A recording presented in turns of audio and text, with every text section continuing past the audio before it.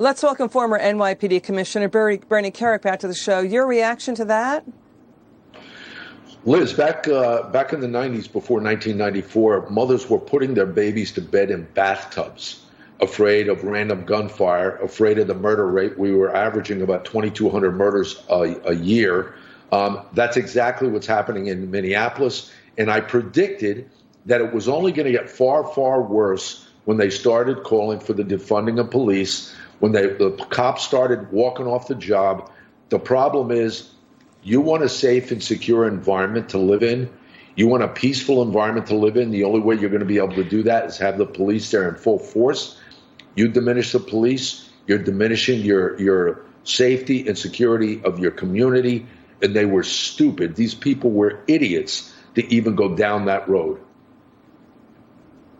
Your thoughts on AG Barr reportedly saying that Democrats now demanding, quote, Biden or no peace, that they want mob rule. FBI Director Wray seemed to downplay Antifa as an ideology today. Your thoughts on that? I'd agree with the Attorney General. And I'd also agree with the Attorney General that we should be pursuing charges against these people, whether it's the Black Lives Matter or Antifa group, whoever's responsible for the rioting, the arson, the violence, pursuing charges, federal charges, at the most extreme extent of the law, because that's the only time you're going to get accountability. These local municipalities, they have these bail reform laws where you're locking somebody up. They're out of jail within 3 to 6 hours, maybe 8. They're back on the streets. They're doing the same thing tomorrow. You know what? That's got to stop. Hold them accountable for real. And the only way you're going to get that done right now is through federal charges. 200 people already have been hit with federal charges. What's your thoughts about the DOJ considering civil or criminal charges against leaders of Portland for letting riots get out of control for months on end? You know what, Liz? This was basic management. This was basic management. You have a job to do. You're sworn to uphold the Constitution of the United States. And that oath of office entails for a mayor, a chief of police, a city council member, that entails you making sure that your community is safe and secure. If you intentionally violated that oath, I think the Civil Rights Division should come after you. There are people that died. There are people that lost their livelihoods, people that were attacked, viciously attacked. Somebody has to be held accountable. And if the mayor and the city council and the governors were doing their job, that stuff would not have happened. Yeah, the DOJ is denying now that they were going to charge the mayor of Seattle. But, 16 Republican senators want new legislation that would hit hard those who attack cops. They're talking federal penalties of 10 years in prison or life for attempted murder. Let's show again the weapons rioters used against cops in places like Portland. We're talking lasers that are strong enough to burn paper. So you can see the weapons there. Speaker Pelosi today is condemning the riots. This is after nearly 4 months of riots. Let's watch Democrats say for some time now that these were peaceful protests, and the media also saying that, downplaying the violence. Watch this.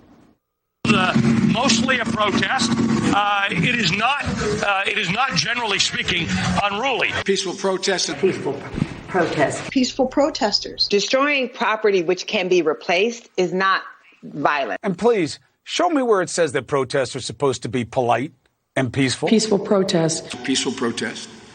Peaceful protesters. Heartwarming to see so many people turn out peacefully. Peaceful protests.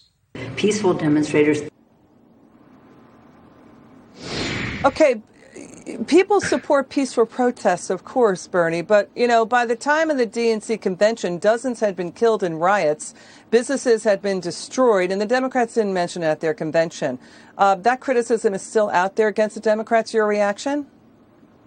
You know what, Liz? Nobody has a problem with peaceful protests, but we didn't have close to $100 million in damage, 15 people killed, 5 cops killed.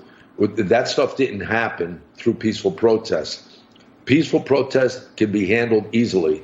The second that protest gets violent, whether it's throwing a rock, a Molotov cocktail, an attack on a cop, whatever the case may be, the brutalization of some innocent people, that turns violent. And once it does, then the peaceful protest is over. People have to get dispersed or they have to get arrested.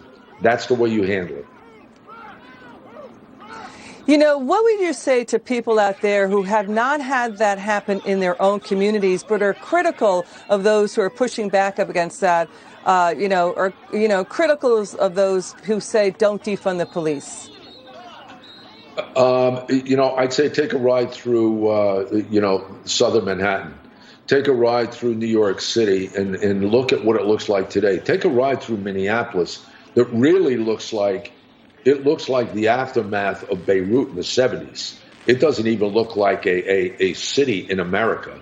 That's what happens when you defund the police. That's what happens when you let the riots continue instead of doing what Lancaster did and going out, immediately locking up the people involved and then holding them on $1 million bail. You haven't seen no more riots in Lancaster, have you? And you won't as long as they're being held accountable.